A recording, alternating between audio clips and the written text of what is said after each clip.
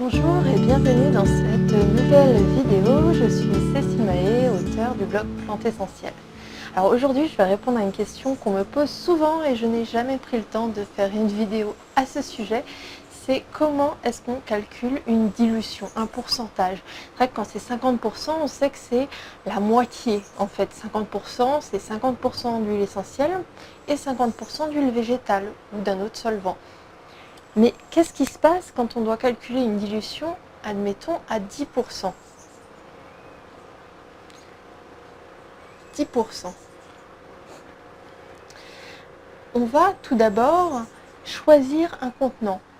Donc selon la quantité que vous allez avoir besoin de fabriquer, vous allez choisir un petit contenant, un pot de confiture qui fait 30 ml ou quelque chose d'un petit peu plus grand, comme carrément une bouteille de shampoing qui, elle, va faire dans les peut-être 400-500 millilitres. Et donc, vous allez comme ça déterminer le contenant qu'il vous faut. On va choisir de faire 30 millilitres. Donc, un petit contenant, un petit pot de confiture ou, vous savez, les petites bouteilles qui sont dans les hôtels qui contiennent du shampoing font souvent aussi 30 millilitres. On sait que dans ces 30 millilitres, on aura 10% d'huile essentielle, puisque c'est la dilution qu'on a choisie. Ça veut dire quoi? Ça veut dire que si 30 millilitres représente 100%, la totalité du flacon, 10% d'huile essentielle vont représenter, on fait un produit en croix, 30 fois 10 sur 100. 30 fois 10, 300, divisé par 100, 3. On va mettre donc dans notre flacon 3 ml d'huile essentielle. Et comme notre flacon fait 30 ml, ça veut dire que nous allons compléter avec de l'huile végétale 30 ml moins les 3 ml d'huile essentielle. Ça veut dire qu'on va mettre 27 ml d'huile végétale.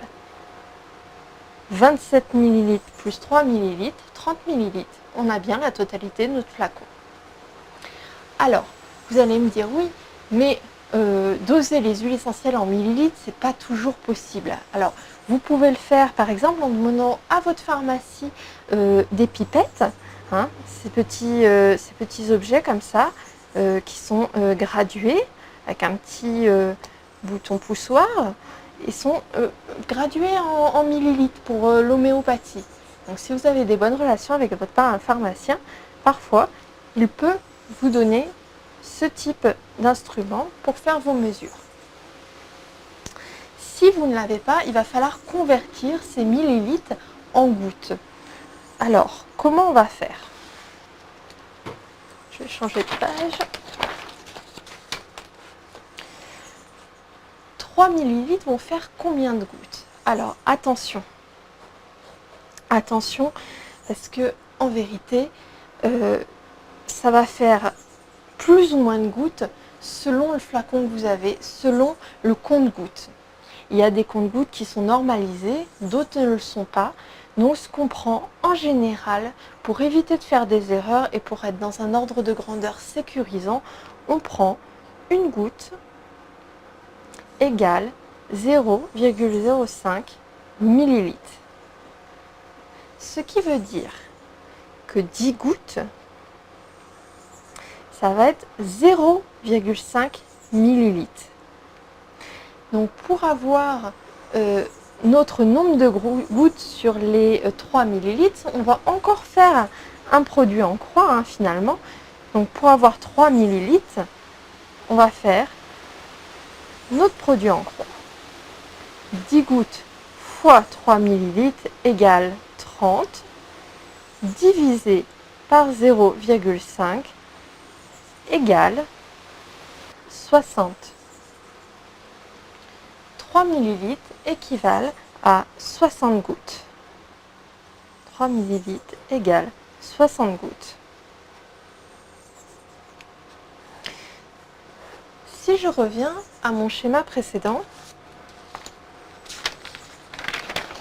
où nous avions déterminé qu'une dilution à 10% nécessitait de mettre 3 ml d'huile essentielle plus 27 ml d'huile végétale dans notre petit flacon de 30 ml. Eh bien, je vais y mettre 3 ml 60 gouttes, 60 gouttes, plus 27 ml d'huile végétale. Mais 27 ml d'huile végétale, si on n'a rien pour mesurer, comment on fait? Eh bien tout simplement, on remplit avec ce qui reste. Et nous avons notre dilution à 10% pour un flacon plein de 30 ml.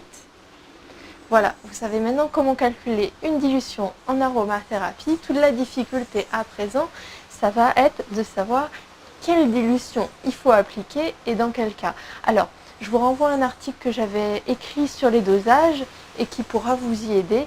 Je vous remets le lien juste en dessous de la vidéo.